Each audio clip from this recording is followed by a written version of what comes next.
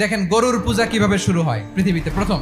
বনি ইসরায়েলের এক দুষ্ট লোক ছিল, নাম সামিরি। সে সবাইরে বললো তোমাদের স্বর্ণগুলো ফালাও। স্বর্ণগুলো ফেললো, বনি ইসরায়েলের স্বর্ণগুলোকে গলিয়ে গরুর বাচ্চা বানালো, গোবৎস।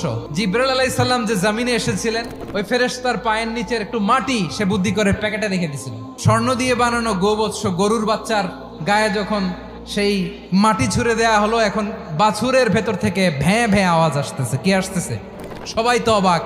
সামিরি বলে, আরে তোমরা যে 70 জন দিয়ে মুসা আলাইহিস সালাম রে পাঠাইছো, ওইদিকে এত ঘুরতেছে, আল্লাহরে খুঁজে পায় না। আল্লাহ তো এটার ভিতরে ঢুকছে, নাউজুবিল্লাহ, এটার ভিতরে সেজদা দাও।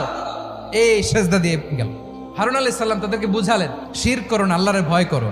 শুধু এতটুকুই তিনি বুঝালেন, দাওয়াতি কাজ পালন করলেন, কিন্তু প্রতিরোধ করেন নাই। এই ঘটনা থেকে শিক্ষা কি?